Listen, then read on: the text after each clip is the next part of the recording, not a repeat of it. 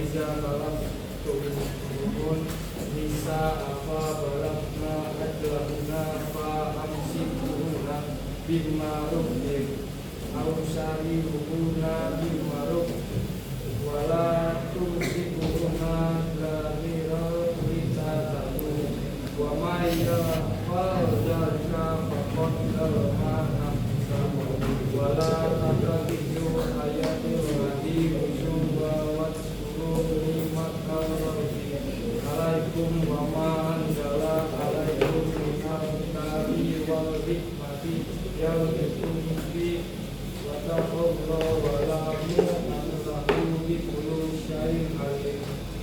Apabila kamu menceraikan istrimu hingga hampir berakhir masa iddahnya, tahanlah rujuk mereka dengan cara yang patut atau ceraikanlah mereka dengan cara yang patut pula.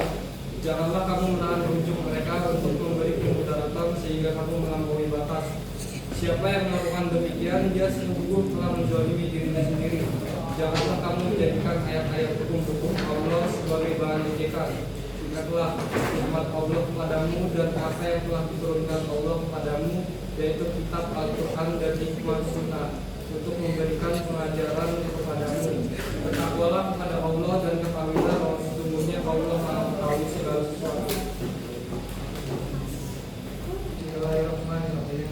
At-talaku mararani fa imsakum bi ma'rufin aw tasrihum bi ihsan wala yahilu lakum an ta'khudhu mimma ataytumuhunna syai'an illa ayyamfa Allah yukima udulullah wa yumsikum alaihi man udulullah wa la yunaha alaihi bima ta'dad bi tilka hududullahi fala ta'taduha wa ma yatada hududallahi fa ulaika humud zalimun.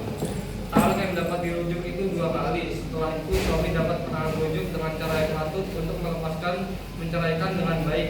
Tidak halal bagi kamu mengambil kembali sesuatu mahar yang telah kamu berikan kepada mereka, kecuali keduanya suami dan istri khawatir tidak mampu menjalankan batas-batas ketentuan Allah. Jika kamu lagi khawatir bahwa keduanya tidak mampu menjalankan batas-batas ketentuan Allah, maka keduanya tidak berdosa atas bayaran untuk harus diberikan oleh istri untuk menebus dirinya. Itulah batas-batas ketentuan Allah. Janganlah kamu melanggarnya. Siapapun yang melanggar batas-batas ketentuan Allah, mereka itulah orang-orang zalim. Selanjutnya ada syarat rujuk. Syarat rujuk itu sama dengan hukum nikah, yaitu yang pertama ada balik, berakal, atas kehendak sendiri dan bukan orang yang buta.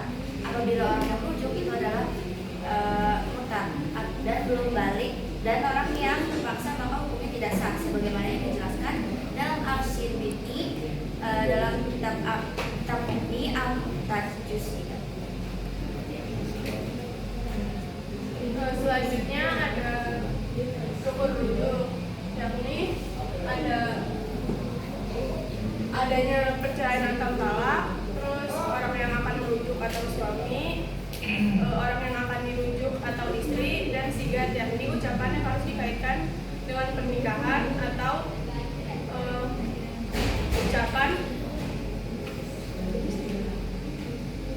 ucapan yang digunakan untuk rujuk.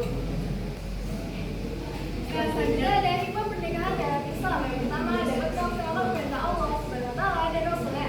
Yang kedua terwujudnya keluarga bahagia dan saling menyayangi. Yang ketiga terjalannya hubungan yang diridhoi oleh Allah antara laki-laki dan perempuan. Yang keempat mendapatkan generasi penerus yang sah. Yang kelima membuka pintu rezeki dari Allah Subhanahu wa taala. Sekian ada yang bertanya. Perkenalkan, nama saya Zaki. Saya mau nanya, apakah rujuk sah hanya dengan isyarat atau perkataan tanpa surat resmi?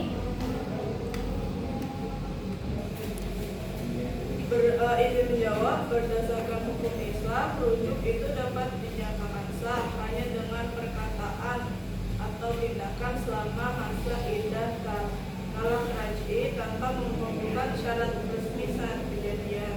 Namun hukum positif di Indonesia, rujuk wajib dicatatkan untuk memiliki kekuatan hukum.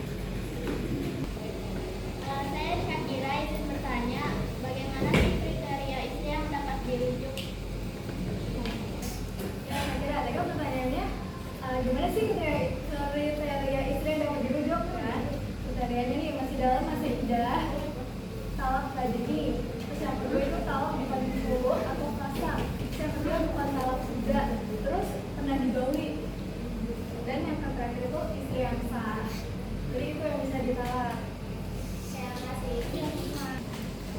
Saya Nizam Nuril ingin bertanya, apa sih itu kitab Mughni al-Muqtad? Izin menjawab pertanyaan dari Nizam. Tadi Nizam menanya, kitab Mughni al-Muqtad itu apa sih?